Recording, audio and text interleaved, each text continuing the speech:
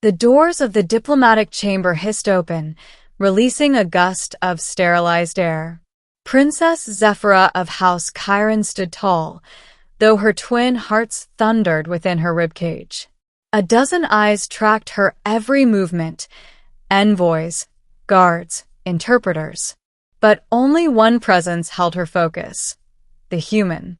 He stood at the far end of the room, taller than she expected, with squared shoulders and an easy confidence.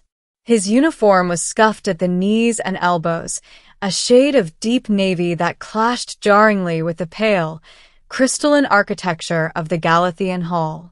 His name, she had memorized: Sergeant Elias Morrow. A soldier, not a diplomat. Why would the human send a soldier? She descended the short staircase, her ceremonial robes flowing like liquid metal behind her. Her attendants flanked her, their translucent skin glittering under the ambient starlight filtering through the chamber dome. Zephyra wore no armor, but her mind was shielded. Her voice, trained from childhood, betrayed no tremor. Still, the closer she drew to the human, the more wrong she felt inside. His gaze wasn't invasive, nor disrespectful, just intense, observant, as if he were reading something not even her own advisors could see.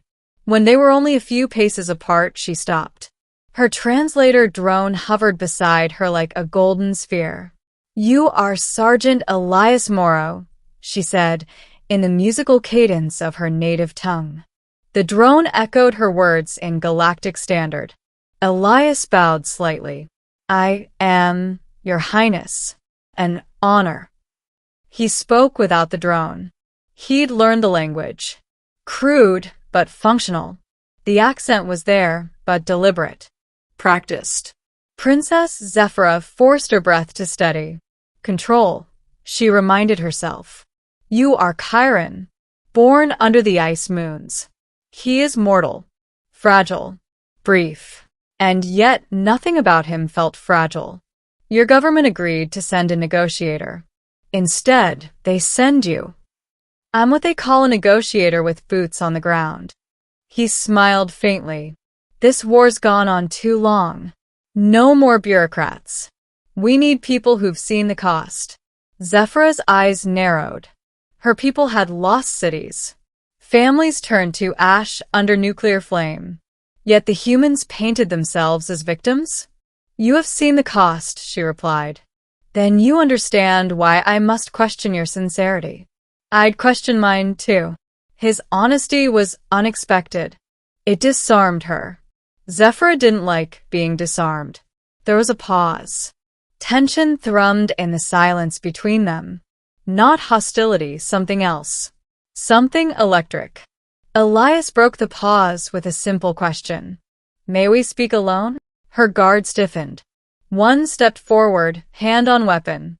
But Zephyra lifted a slender hand. "Let him speak. I will listen." They were led to a side chamber, smaller, quieter, where the glass walls shimmered with privacy fields. The air here was warmer, more intimate. Elias remained standing while Zephyra took a seat shaped like a crescent moon. Her fingers curled around the edge of the seat, hidden from view. She could feel the tremor in her hand. Unacceptable. "You fought at Zera Prime," she said without preamble. He nodded. "I did."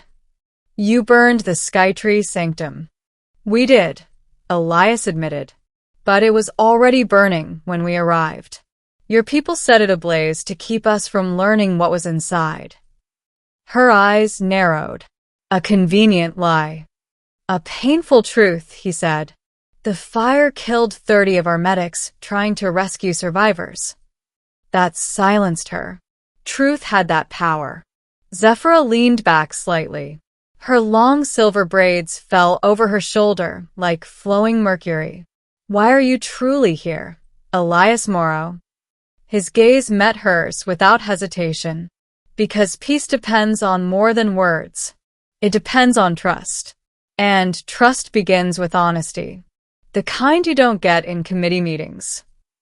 She felt the floor beneath her tilt, not literally, but in sensation. This was not how negotiations were supposed to go. She was supposed to control the tempo, measure the power dynamics, keep her emotions veiled behind layers of royal decorum.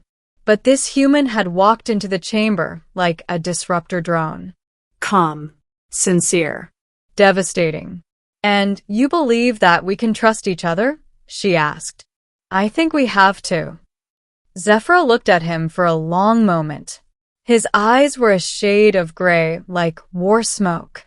Beneath the rough exterior, he held something unfamiliar to her kind, grit forged not from centuries of lineage, but from choice. Do you know what I was taught about humans? She said, her voice quieter now. I'd like to. That you are primitive, short-lived, violent by nature, dangerous in unpredictability. Elias nodded. And we were taught that your kind are arrogant, cold, emotionless strategists playing war like a game of chess. Zephyra stood, slowly. The distance between them closed to less than a meter. Do I seem cold to you, Sergeant Morrow? He hesitated, just for a heartbeat. No.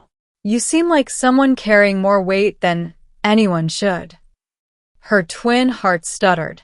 Words struck her harder than plasma bolts. And do I seem dangerous? She asked, softer now. His gaze didn't waver. Yes. She raised a brow. But not in the way they said. You're dangerous, he continued, because if someone like you starts believing peace is possible, then your entire empire might follow. The words sent a strange shiver down her spine. She realized, then, that her palms were damp, that her breathing was uneven, that she had been fighting to stay collected since the moment he walked in. Why? What power did this mortal have over her? She looked down, only for a second, and saw her own reflection in the polished floor. The mask of poise was cracking. Zephyra hated weakness. But Elias didn't flinch from his. You fear failure, she said. I do. You fear peace might cost you your pride. Maybe. She took a step closer. And yet you stand here, facing me. He tilted his head. What about you, princess? What of me? What do you fear? Her lips parted, but no sound came. Because the truth was this. She feared that he saw her. Not the heir, not the warrior, but the woman, barely 20 cycles old, expected to bind two civilizations with nothing but perfect posture and clever words. I fear I won't be enough, she whispered, before she could stop herself. Elias didn't move, didn't pity her. He just let the truth rest between them like shared breath. You are, he said quietly, more than enough. She blinked. That wasn't in the script. A part of her wanted to recoil. Another part wanted to believe him. She reached into her robes and withdrew a small sphere, glowing softly with bioluminescence, a symbol of truce, one of only 3 in existence. If we are to pursue peace, she said, then it must begin not with nations but with us. Elias accepted the sphere carefully, his fingers brushing hers. His hand was warm, too warm. She wondered if it was the difference in species or something else entirely. I'm willing, he said. As am I. And in that quiet chamber on a world torn by war, an alien princess and a human soldier stood facing one another, not as enemies, not as symbols of empires, but as 2 people choosing something impossible. Princess Thalira of the Astron Dominion stood at the edge of the observation deck, the stars glittering through the transparent dome above. She could see the war-torn planet below, blue oceans, wounded continents, and the slow crawl of scarred clouds. The room behind her was quiet, ornate, and far too small. She adjusted the ceremonial filaments draping from her shoulders, symbols of peace, though they itched like guilt, and told herself for the 100th time, stay calm. You are a daughter of House Veeler. You do not flinch. Then the doors opened, and he entered. The human. He wasn't what she expected. She'd prepared for arrogance. Or, at least, hostility. Something befitting a race that had clawed its way into space by tearing through its own planet. But the man who stepped inside was neither proud nor violent. He looked tired. His military uniform was practical, dark green and black. One arm bore a scarred patch of cloth, a makeshift repair. His dark hair was cropped short, his jaw dusted with stubble. But it was his eyes that caught her attention. Sharp, steady, and impossibly blue. The kind of eyes that had seen too much. He stopped a few steps inside and bowed slightly. Sergeant Dax Harrow, he said. United Earth Command. Here by request of the Treaty Committee. Princess Thalira, she answered, turning slowly. Her voice was calm. Perfectly measured. House Velar of Astron. First daughter of the seventh moon. Dax tilted his head slightly. That's a lot of moons. That's only the ones we claim, she said, almost smiling. Almost. He didn't laugh. He didn't look away, either. That unsettled her more. She motioned toward the table between them, a crescent-shaped piece of floating crystal. Let us speak plainly, Sergeant. Why send a soldier to speak of peace? Because soldiers know what war feels like, he replied. Diplomats read reports. I lived them. Were you at Cygnus Fold? Yes. The battle at Kesri Drift? He hesitated. Yes. That was where her cousin died. Where the human fleet cut through their defenses like plasma through bone. She didn't look away, didn't let the tremor reach her fingers. Stay composed. Show no emotion. He is a man of war. You are a woman of state. Thalira sat first. He followed, slower. A silence stretched between them. I was told you refused a translator, she said finally. I've been studying your language for 4 years. Didn't want anything getting lost. That impressed her. She didn't show it. You speak well, she said, though the accent was obvious. Rigid. Precise.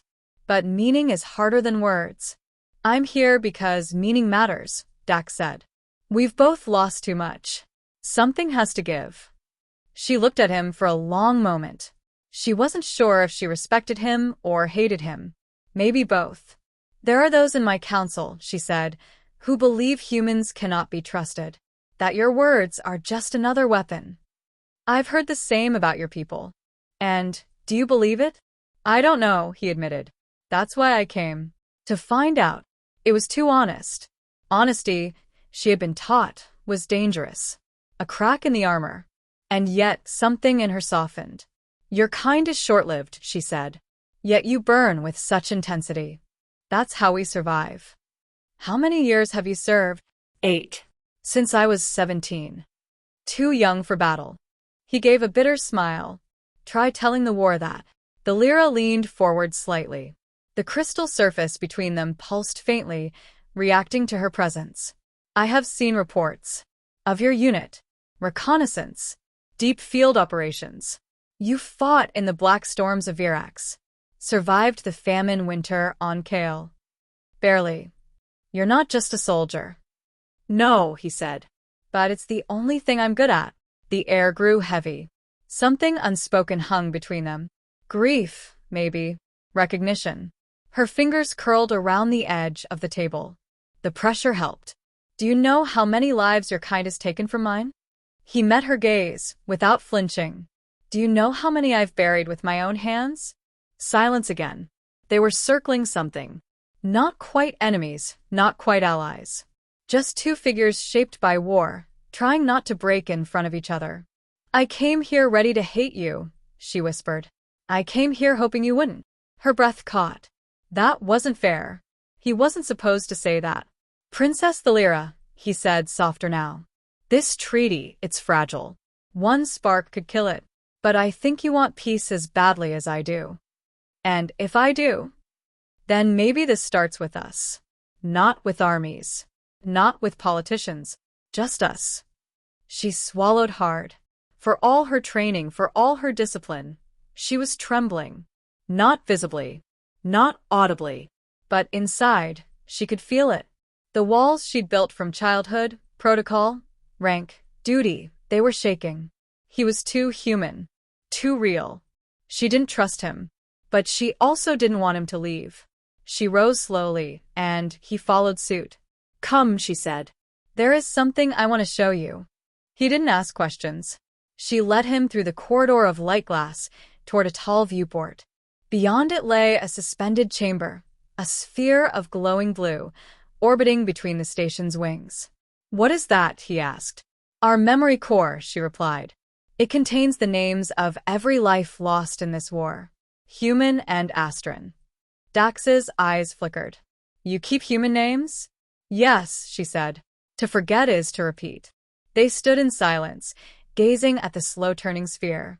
Names blinked into existence across its surface, holograms, fading in and out like breath on glass.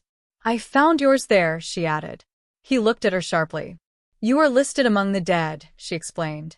Your ship was lost above the Ellerin Belt. No escape pods. I was pulled from the wreckage by scavengers, he said. Traded to a neutral freighter. Took months to get back. We thought you were gone. You thought about me? His voice was quiet. Her throat tightened. I read your file, she said. I studied you. I thought if I understood you, I could better argue against your kind. And now? She turned to him. He was standing so close. Now, she said, I wonder if I'm still arguing, or if I'm just afraid. His eyes met hers. Not like a soldier, not like an enemy, just a man, standing beside a woman who wasn't supposed to feel this way. I'm afraid too, he said. Her composure cracked. Just a hairline fracture, but it was enough. I don't know how to trust you, she admitted, but I want to try. Then that's enough, he said. For now. She nodded slowly, and for the first time in what felt like years, she allowed herself to breathe. Not as a princess, not as a symbol, just herself. Together, they turned back to the memory core, the glass between them and the stars whispering names neither of them would forget.